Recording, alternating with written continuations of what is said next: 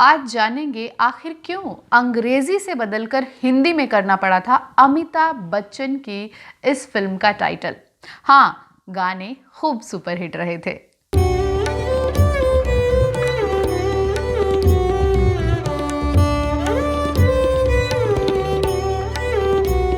Bollywood gold, film संगीत की अनकही कहानियां। नमस्कार। अमिताभ बच्चन और जीनत अमान, इस जोड़ी ने बॉलीवुड को कई शानदार फिल्में दी हैं। 1979 में द ग्रेट गैम्बलर में यही शानदार जोड़ी देखने को मिली थी।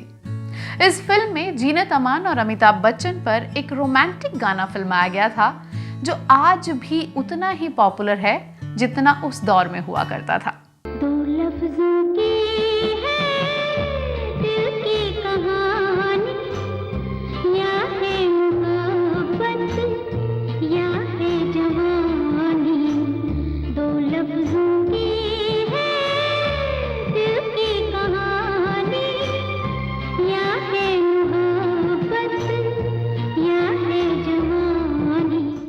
इस गाने के शब्द, धुन, म्यूजिक और माहौल इतने कमाल का था कि गुजरता दौर भी इस गाने की शान को कम नहीं कर पाया और ये एक सदाबहार गीत बना।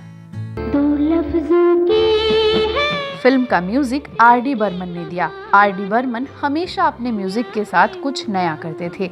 इस फिल्म के साथ भी ऐसा ही हुआ। दो लफ्जों की है गाने की धुन को इटली के एक प्राचीन गाने की धुन से प्रेरित माना जाता है। इस इटालियन धुन को ऑटम लीव्स एल्बम में सुना जा सकता है। इस तरह आर.डी. बर्मन ने इस गीत से प्रेरित होकर एक शानदार धुन रची।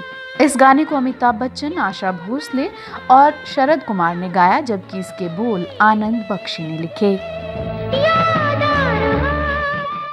बिनाका गीतमाला की सालाना लिस्ट में जीनत अमान और अमिताभ बच्चन का ये गाना 21वें नंबर पर रहा।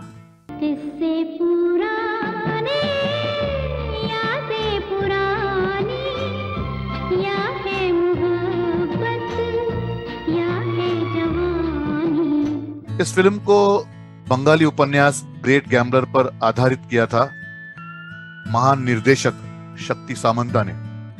शक्ति सामंता को हम जानते हैं इस फिल्म के पहले आराधना, अमर प्रेम और कटी पतंग जैसे फिल्मों के लिए। वेनिस के गंडोला में यह गाना फिल्माया गया है। गंडोला, जैसे कई लोगों को पता होगा, ये वेनिस में ROW रो बोट है, जिसमें कई लोग जाते हैं और मजा उठाते हैं उसके सफर का।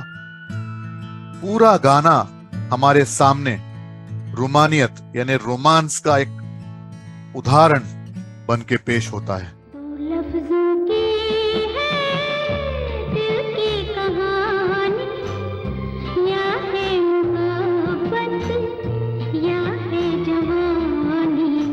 इस गाने की शुरुआत में जो गंडोला चलाने वाले हैं उनके शब्द हम सुनते हैं, अमोरे मियो दोवे साइतो, और उसके आगे भी कुछ शब्द हैं जो इटालियन में हैं। इसका सरल अर्थ ये है कि वो अपने प्रेमिका को पुकार रहे हैं, ढूंढ रहे हैं, कि पूछ रहे हैं कि तुम कहाँ हो। इसको गा रहे हैं शरद कुमार। शरद कुमार ऐसे एक आर्टिस्ट थे जो स्टेज शोज पर एल्विस प्रेस्ले के गाने परफॉर्म करते थे 60 के दशक में और 70 के शुरुआती दौर में। उसके बाद वो एक्टर बने। डॉन और शोले, इन फिल्मों में हमने उनको देखा और इस गाने की शुरुआत में हम उनको सुनते हैं। दो लफ्जों की है दिल की कहानी, या है मोहब्बत या है जवानी।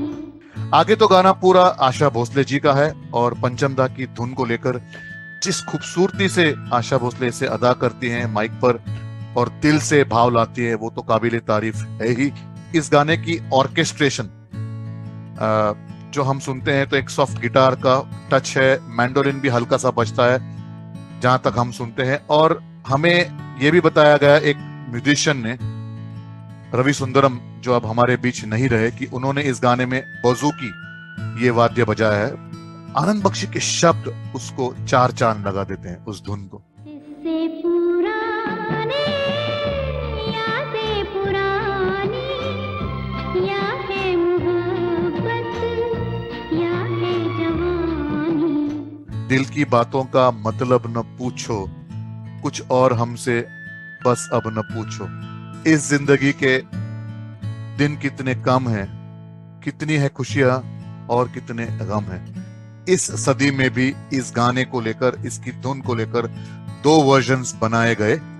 जेनिस मिलर अमेरिकन सिंगर और Ollie and the Bollywood orchestra group ने वर्जन सॉन्ग्स बनाए हैं। तो हम समझ सकते हैं इस गाने की लोकप्रियता कितनी है। इससे पुराने यादें पुरानी, या है मोहब्बत या है जवानी। अब बात करते हैं उस किस्से की जिसका जिक्र हमने सबसे पहले किया था। ग्रेट गैम्बलर के गाने तो खासे पसंद किए गए, लेकिन इसके टाइटल को लेकर भी एक दिलचस्प किस्सा है। दरअसल इस फिल्म के रिलीज होने के बाद काफी समय तक लोग इसे देखने सिर्फ इसलिए नहीं गए क्योंकि उन्हें लगता था कि ये एक इंग्लिश फिल्म है। बाद में इस फिल्म का नाम बदलकर किया गया सबसे बड़ा खिलाड़ी और इसे रिलीज किया गया। उसके बाद तो इस फिल्म ने कमाल ही कर दिया। दो लफ्जों की है दिल की कहानी, या है मोहब्बत या है जवानी। द ग्रेट गैम्बलर को शक्ति सामंत ने डायरेक्ट किया था। तो ये थी हमारी आज की प्रस्तुति। जल्द ही फिर मिलते हैं किसी यादगार गीत की अनकही दास्तान के साथ। नमस्कार।